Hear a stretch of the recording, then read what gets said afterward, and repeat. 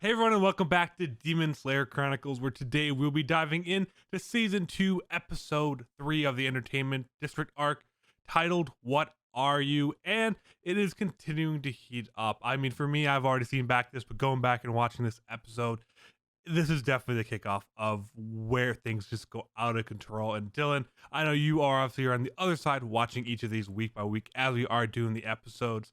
So before we go on the recaps, before going to all that, how are you feeling about the first three episodes so far? How did this episode get you going for the rest? Yeah, I would say my heart is being pulled in multiple directions right now. On one hand, I just like seeing like Tanjiro do stuff and have a good time, like him just being like a good cleaner and just like having fun doing errands and chores. But also there's like this crazy tension, right? This like mystery that's going on in one section, this like intense like fight, almost fight happening in another. Like I don't know, I really like the split story and how it's like all like kind of coming together. Like I can definitely start seeing the pieces of like, okay, how is this eventually going to start like having all three characters come together? And it's super exciting. Well, even so, I think literally the last two episodes, and I'm just gonna keep referencing this before, is that we just keep talking about how good this writing and like story is for each character, how it plays into who they are and all that kind of stuff. And it continues in Hmm. this episode. I mean, really, this was really an Inosuke and Zenitsu episode. I mean, Tanjiro did nothing besides a little cleaning montage, but that's okay because it still Yeah. played into who Tanjiro is. We still had a good fun 5 minutes with him, maybe 4 minutes with him in the episode, and then we didn't see him again. And we were completely okay with that because of how good Inosuke playing into his violence, the chasing there, Zenitsu kind of defending women as he always has been, playing into that kind of trope. Like, it doesn't matter what's going on or how, like, if it's fighting or anything like that. Demon Slayer is so good into playing into who their characters are that you can literally make an episode focused about anything. It'll make sense and it'll be fun. And I think this episode is a perfect example of that. Yeah. And I really like the fact that nothing happened with Tanjiro. Like, yeah, it makes sense. Like they're all three doing like their little scouting thing. So like, yeah, at some points, one person is just going to be kind of doing nothing, but they're still going to show it. I really Well, like it because it grounds it in an interesting way. did we even see Izui? I mean, maybe like in a flashback, like with his wife when Inosuke is kind of figuring out some of that. But like outside of that, I don't think Izui's in this episode for more than maybe a couple seconds, if at all. Yeah. Yeah. Yeah. So again, one of the four major characters of the arc didn't even show up this episode, and Tanjiro, the main character, didn't show up for more than a couple minutes. And again, still a fun episode as any. So Yeah.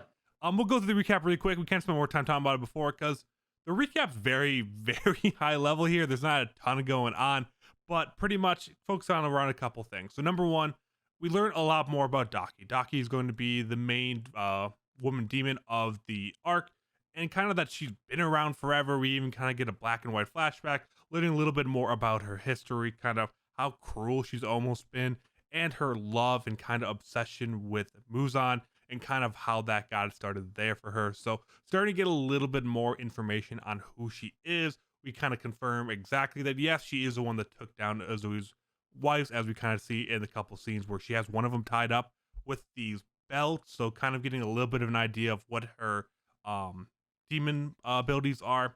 But good, just finally learning more about the villain, which I am excited and one of my favorite villains ever.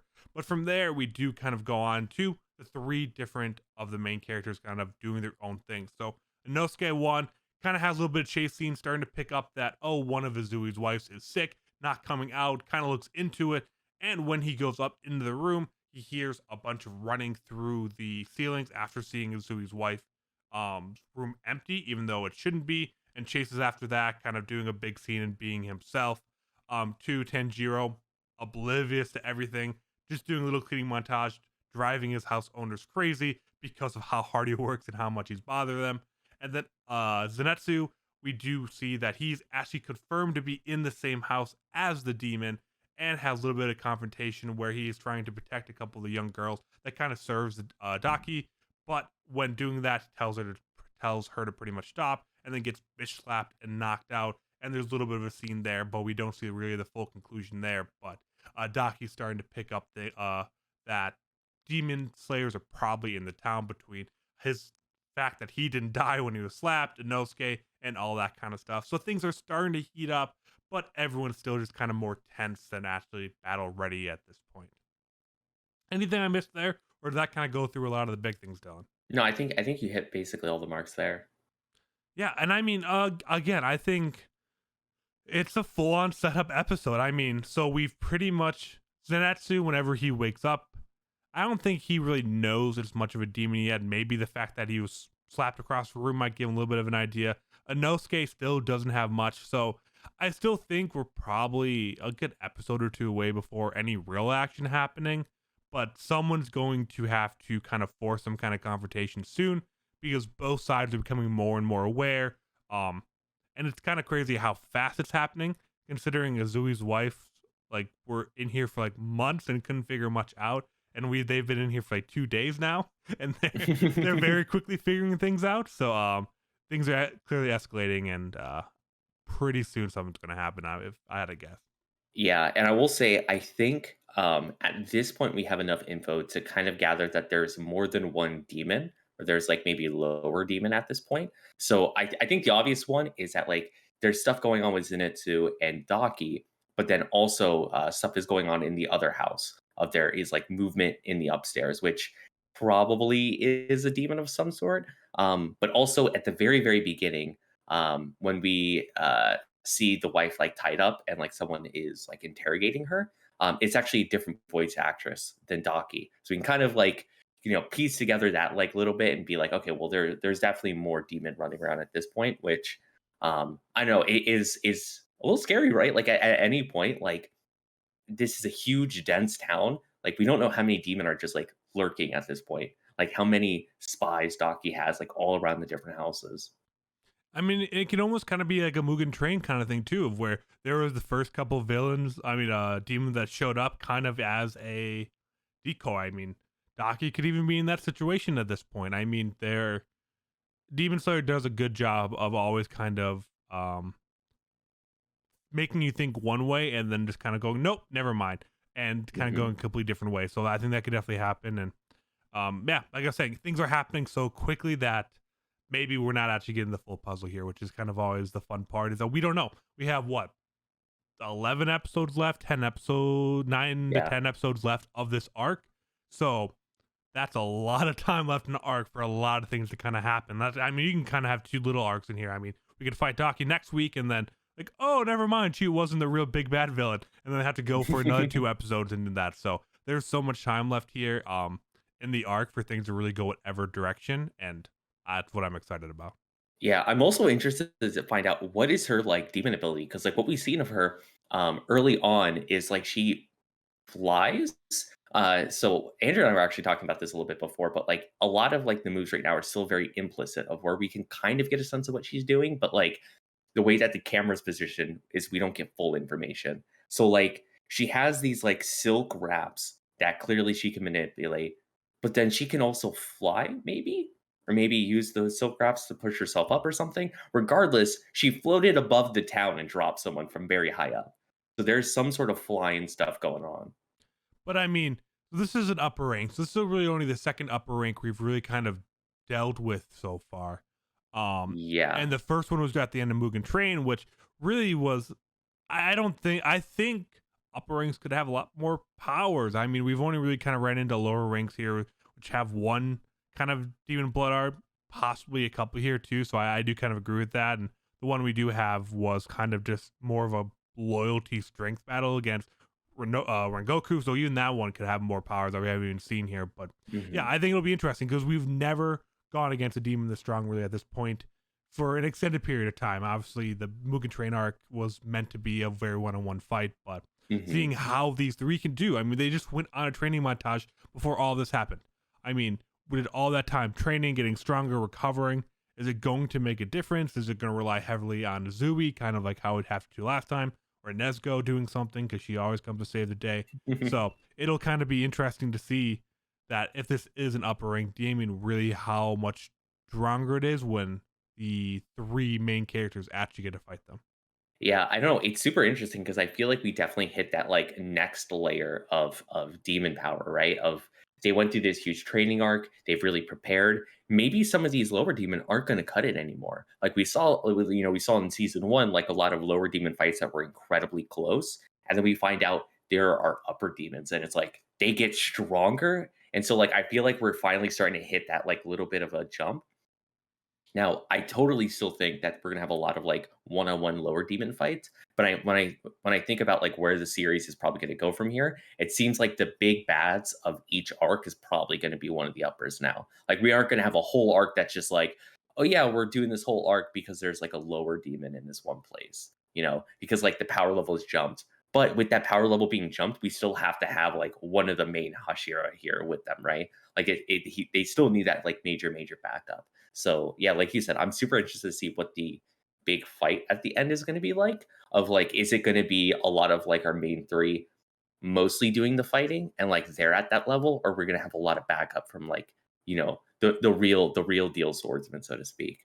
But the one thing I thought was super interesting was the fall that Zenitsu took, where he took the fall, but he used his breathing technique to like make it softer on himself, but like the demon instantly recognizing that move was super cool to see, because I think we lose sight of it sometimes because they keep circling back to it, but like how important the breathing is of Yeah. like all these like very subtle tiny movements. And I'm glad that they're bringing it back up and kind of reinforcing like, oh no, they're doing like a ton of stuff on the back end when they fight. Yeah. And I can't wait till fighting actually starts and we debate every single episode, and rather we're able to see the elemental abilities of each character again. Just like we did in season 1, and everyone absolutely hated that, and we heard about it every single week, but we still never got an answer until after we finished season 1, and someone was like, "Oh yeah, they made like an author's comment in like chapter 4 about this." None of us ever saw it, so we just spent 24 episodes arguing about that. But no, I agree. Yeah, we really haven't seen much about the breathing. Even they didn't really make any mentions to that in the first one either. Obviously they had their kind of moves, but there didn't feel like there was any growth in any of their move sets in Mugen Train. It just felt like it was kind of how they are in doing that. But that was the first time we've seen something kind of like that. And obviously in training arc of however long it was, you would think that there's going to be some new moves, some new breathing techniques.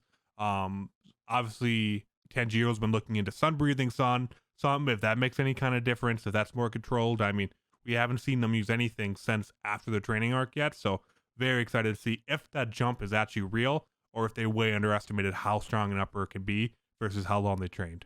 No, I don't think we said it on the show, but what did that comment say, like in the chapters about their elemental abilities? Because Yeah, I don't think. I literally just think it said something like, it was just like the author notes. He always does like little weird little characters for himself. He said, no, no one can actually see the elements. Like it was just very Oh straightforward. yeah, they're It they're, was they're like, just a representation of the sword move, yes, right? Like it's not literal electricity, but the way he moves is like electricity, so they use it to yes. represent. I Okay. wish you could see it. I mean, all the demon abilities are weird, real. So why can't the people just magically make electricity appear out of Well, nowhere? the reason why is because they ground all the I sword know. fighting. Like yeah, that is like the really interesting thing of like they let the demons be super fantasy, but he like desperately tries to ground the fighting. He's like, no, listen, if you breathe the right way, you can take hits better. So that's the reason why it totally Yeah. and like the explanation there, which I know I kind of like that. I like because it reminds me like in a really weird way of like science fiction of where like you have sometimes soft science fiction of where they'll like tell you about like this crazy warp drive, but they'll like try to ground it in real science of where they're like really trying to put it there, but like you can still clearly see the fantasy that you still have to use to like connect everything. I really love that kind of stuff. It's just fun to justify it. Well, it just helps make it feel like every battle matters more. I feel like more than My Hero Academia, more than Naruto, more than One Piece. I feel like, oh, there's just going to be a doctor that takes care of them. Everyone's going to kind of come back to Mhm. normal afterwards. But we've seen the repercussions in Demon Slayer are so much more than any other kind of main shonen that I've really watched. I mean, I'm sure there's other ones. Of course, there's going to be more dark ones, but Demon Slayer is a kind of mainstream shonen, and usually the main character can bounce back from just about everything. But if Tanjiro lost an arm in Demon Slayer and had to deal with that for the rest of the story, it's not coming back. In My Yeah. Hero, Deku has lost both of his arms like 6 times and then just magically get healed back. So like Naruto too. I mean, I feel like all those kind of shows, like if anything kind of bad happened, that character would more likely kind of come back to full strength at some point. That's not how it is here. They remind you every single fight with the demon It's like, hey, why don't you come become demons? So all those like scratches don't really mean anything to you anymore. Like they remind you constantly that yes, humans have to play by all the rules, demons do not. So I think that's probably why they try to ground it to again make that gap between the two even bigger, and that everything the Demon Slayer do is life or death for them, while demons kind of can fuck around a little bit more and be fine. Yeah, I love how they show that divide as well through the costumes. I mean, if you look at like, so the normal characters, right, the background characters, the regular people living in society, they have like very like realistic, more grounded kind of clothing. And you look at the Shira, and they have realistic clothing, though the style and color is pretty unique and whatnot. But like, they're still somewhat grounded. But then you see like the demons, right? And they're just like total like they're just like modern looks, right? And I really love that separation of like you do actually feel like the demons are a different entity entirely. They dress completely differently. They look completely differently. All they have these like designs that are almost like tattoo like all over them. Like it's I don't know. I love that style like shift between the two to show that divide as well. Again, I don't think there is a better shonen that plays into individual characters better at this point. I mean, I think you were when you were looking at a character on the screen, you were able to pick up on their attitude between the art style, their voice, how they just appear on the screen. Like I feel like a lot of other shows do it really well, but Demon Slayer truly understands their characters better than most anime I feel like out there, and I think that's part of why it does so well outside of the amazing animation. We all know that's what it really got to blow up, but for me getting invested in it is that the character just seems so flushed out.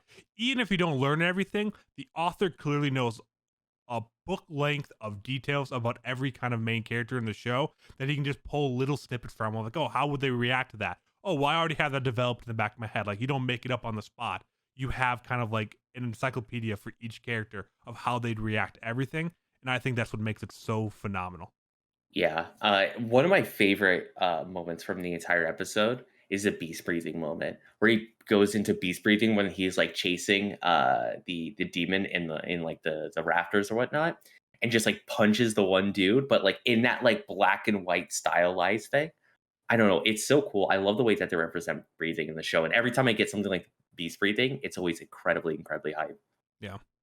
But yeah, I think I don't have too much else to really say about the episode. I mean, I think I really enjoyed it. The setup, obviously, you can't wait for things to kind of get going because with Demon Slayer, as much as some of this stuff is, and much as I love the characters, obviously the fighting, the animation, that's what we all want to get to, and I want to get to it now. Yes, But let's get I, to I, I fight. am loving everything that we're seeing so far.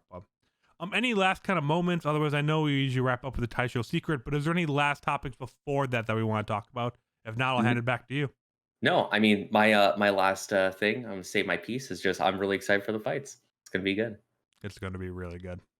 But here's the Taisho secret. So at the very beginning, when we first see Daki in a flashback, you see that she is in a place called Edo. And then all of a sudden we go into modern day. She's in the same place, but it's called Tokyo. Why? Why these places have two different names? Why did they do this? It doesn't make sense. The reason why is because they wanted to make sure that they grounded Daki in a time period. And what that meant is Edo used to be Tokyo. It used to be called Edo back in the day. And the capital of Japan used to be called Kyoto. So Kyoto, it's a city that's still here. It means capital because it was the old capital. So a quick TLDR on what happened and why the name changed. Again, I will preface this every single time. I'm not an expert on it. I'm just doing a little bit of research just to ground us in the very high level broad knowledge that gives us a little context on what's going on here. So back in the day, 1800s, the shogun ruled Japan. His name was Tokugawa, and he ruled from Edo. And then the emperor lived in Kyoto, but he was just like a figurehead at this point. Japan was totally closed off. They didn't let anybody in, except a few exceptions, but we're not going to go into that. So it's totally closed off. People didn't like it. They didn't like it because they only let the like the Portuguese in, and they didn't like that because Christianity. They didn't want any of that. So there was an uprising. They reinstated the emperor as like the actual emperor and ruler after they took out the shogun. And this was in 1868. And that emperor was Meiji. You might know that name because of the Meiji Restoration that happened afterwards. So during this time, they took the emperor who is in Kyoto and they moved him to Edo and then went, wait a second, we can't call it Edo. We need to name it something cool like Eastern Capital. That's what Tokyo means, Eastern Capital. So they renamed it. And then the Meiji Restoration happened. And this was a huge deal because they opened up Japan. And this slowly led us to a little bit after this time period of where Japan becomes very, very, very imperialistic, and World War II happens and stuff. But that's afterwards. But the important thing here is the reason why they showed us it was Edo and then Tokyo in the future, or where we're currently at, is because that time period is about 50 years. So by them saying, "Hey, she was in this area," and when it was called Edo and now it's called Tokyo, they're just showing that because it's like a 50-year time gap. So that's like the context that we really missed out there of like a little like culture information that like obscured. Basically, it should just read like 50 years in the past to give that same type of context. Let's go. But that was your Taisho secret. Eastern Capital. I mean, Mhm. I know there's so many situations in history of where people are just the most blunt and obvious about naming things. I feel like the Japanese definitely kind of take that capital and Eastern Capital. I mean, or Western Capital. I love that, but that's a good Yeah. one. But I think that's all we have for this week's episode of Demon Slayer Chronicles. Thank you all so much for tuning in. We will be back in 2 weeks to cover episode 4 and to keep chugging along.